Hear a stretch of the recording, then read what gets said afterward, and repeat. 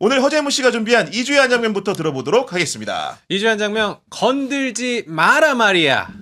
이 유행 혹시 알고 계세요? 건들지 마라 말이야. 들어봤죠? 밤새지 네. 마라 말이야. 사실 우리 이재명 대통령이 지금 대통령 좀 건들지 마라 말이야. 이 연임 뉴스를 좀 가져왔는데요.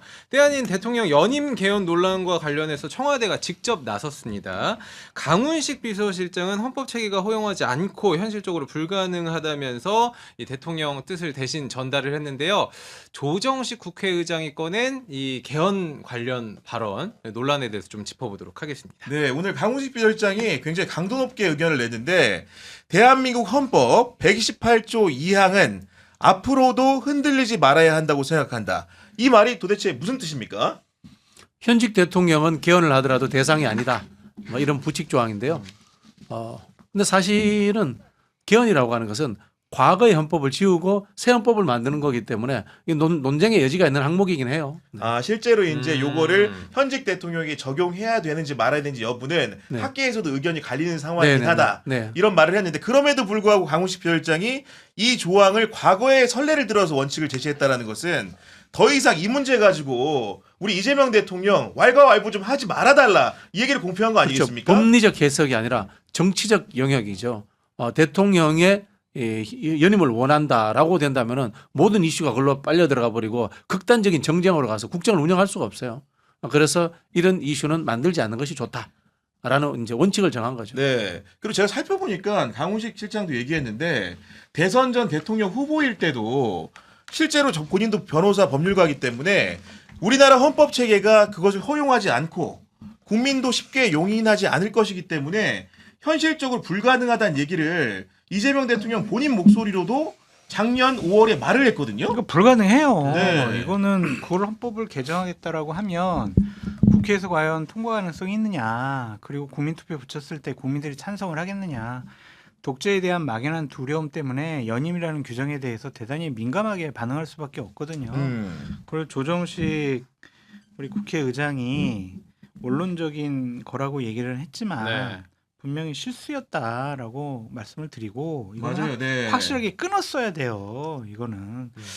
근데 좀 찝찝한 게 찝찝한 게 준비된 발언이었단 말이에요. 준비된 발언. 아, 보시기에 준비된 발언이에요? 네. 아니 저기 그 공보수석실에서도 의장실 거기서도 얘기를 했잖아요. 아, 그 예전된 그 Q&A 중에 하나였다? 예, 그래도 네. 밑에 보고 얘기를 하잖아요. 이렇게 음. 보면서 이렇게 보면서 뭐 국민들 주권 뭐 얘기하고 주권자의 선택 이렇게 얘기를 했단 말이에요. 네. 즉흥적이었으면은 그래도 뭐 실수였다. 착오였다라고 하겠지만 준비된 발언이면 이건 더 큰 문제라고 보여져요. 그래서 국회의장이 정말 대통령을 대단히 곤혹스럽게 만드는 발언을 했다. 네. 그렇게 볼 수밖에 없네요. 청와대는 선을 그었는데 근데 저는 이제 사실 그 누구냐 그 우리 조정식 국회의장의 발언을 네. 곱씹어 보면은 이게 개인적으로 물론 이제 해석을 나올 수 있는 여지는 있는데 그렇게까지 확정적으로 연임 관련된 부분을 현직 대통령 관련해 논의하겠다 이렇게 못 바꿨다고 느껴지지 않았던 게 예를 들면 서두에 입을 열기를 아이고 그 문제는 뭐 지금 이렇다 저렇다 이야기하는 게 시기상조 아닌가요라고 했잖아요. 시기상조라는 한자어 뜻은 어떤 일을 하기에는 아직 때가 이르다. 무르익지 않았다. 그러니까 안 된다고 얘기했어야 안 돼요. 된다고 했어야 그거는 된다? 시기상조 문제가 아니라니까요. 아, 이거는 네. 안 된다라고 딱 끊었어야 된다고요. 완벽하게 끊었어야 된다. 대통령도 이전에 그렇게 말씀하셨잖아요. 그리고 그걸 수습하느라고 홍익표 정무수석, 강훈식 비서실장까지 다 강하게 얘기하잖아요. 네. 너 이제 끝난 거예요. 이거. 아니 그러면은 중간에 설명한 부분 중에 국민 여러분의 선택의 문제, 주권자라는 표어를 달면서 말을 했고 여러 정치 당사자들이 거기에 대해서 어떻게 합의하느냐에 달린 문제라고 말했는데 이 부분은 좀 어떻게 생각하십니까? 뭐 맞는 말인데 아니 그러니까 네. 이제까지 진행된 역사가 있기 때문에 장 소장님 이야기처럼 단정적으로 끊었어야죠. 제가 전 민주당 헌법특위위원이었습니다. 네. 오. 그 이야기는 뭐냐면요.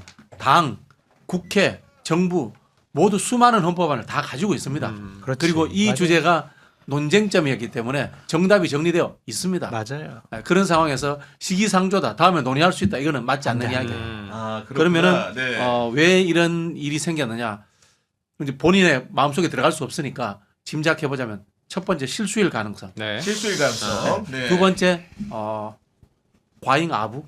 과잉아부다. 네. 아, 네. 세 번째 작전일 가능성. 세 번째는 제 희망입니다. 자, 첫 번째 실수는 이제 이야기하셨고요. 과잉아부다라고 하는 것은 본심으로는 내가 국회의장이고 국회의장들은 누구나 다 개헌하고 싶어 해요. 그렇죠. 네. 그리고 또 이재명 정부 초창기니까 네. 대통령과 좀 호흡이 맞춰졌으면 아. 좋겠다. 대통령을 이렇게 존중한다, 좋아한다. 그런 취지의 뜻도 담겨 있지 않나 이런 생각이 들고 세 번째 작전. 이건 제 희망사항인데 이렇게 해놓고 연임은 절대 안 돼 못 박으면서 대신 이걸 노이즈 마케팅으로 이슈화 삼아가지고 국힘이 주장하는 선관위 해체 같은 원포인트 개헌이라도 하자라고 개헌 국면으로 끌고 가면 어떨까? 네. 아, 국면 전환용으로. 국면 네. 전환용으로. 이건 네. 제 희망사항입니다. 근데 그 작전이라 하기에는 장동혁의 체면을 너무 세워준 것 같아. 근데 신났어 장동혁은 지금. 네. 대통령이 직접 얘기해라. 왜 비서실장 뭐 입을 빌려서 얘기를 하냐. 네. 왜 정무수석 얘기를 하냐. 본인이 얘기해라. 그러지 않으면은 우리 개헌론이 참여 안 하겠다. 뭐 이런 식으로 대통령을 직접 공격하는 빌미를 줬단 말이에요. 네네네.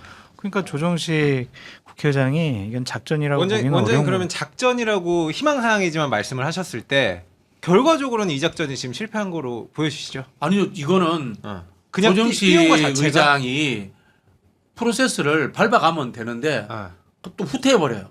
아 발을 뺐다. 오늘 그러면 바로. 안 된다. 그러면 안 됩니다. 오히려. 네. 제가 봤을 때는 즉각적으로 사과하고 네.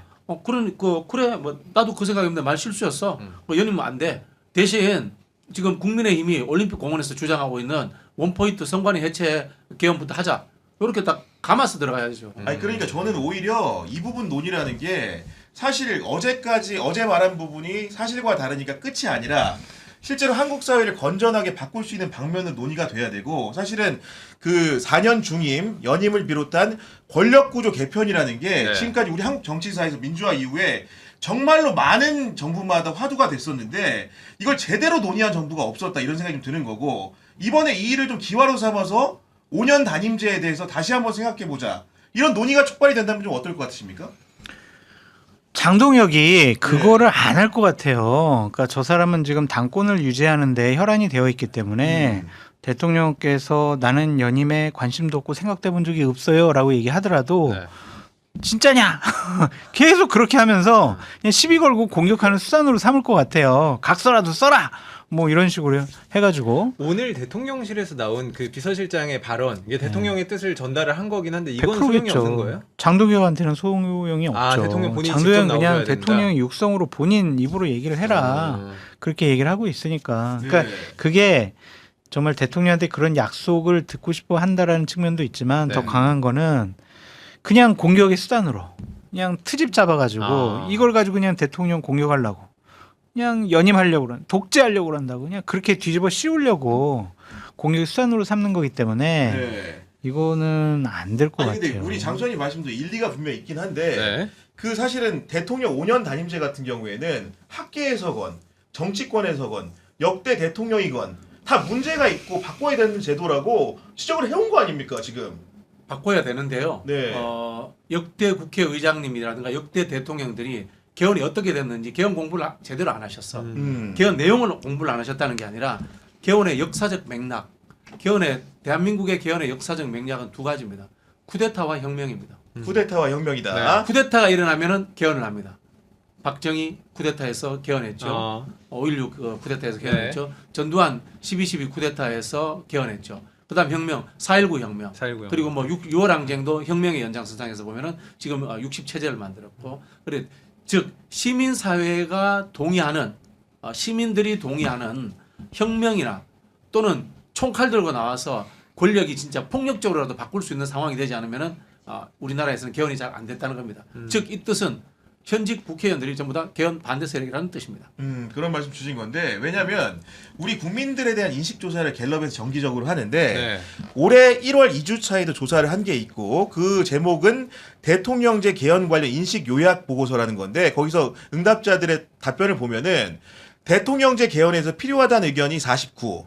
그 다음에 이제 필요하지 않다는 의견이 37%인 것 같고, 그 다음에 이제 선호하는 그 임기 형태에 대해서는 4년 중임제가 53%로 과반이 넘고, 네. 그 다음에 5년 단임제 현행 유지는 42%입니다. 그렇기 때문에 이런 그 조사의 흐름을 보더라도 얼마든지 이 얘기는 국민들한테 열어놓고 할 수 있다. 그렇죠. 이런 정도로 볼 수 있는 거 아니겠습니까? 근데 그게 국회에서만 추진한다고 해서 안 되고 대통령이 또 의지를 갖고 또 정부안도 내고 그래서 국회에서 양당이 또 합의를 해야 되고 대단히 복잡하고 힘들더라고요. 그렇구나. 문재인 정권 예. 때도 대통령이 개헌안 내놨지만 흐지부지 됐잖아요.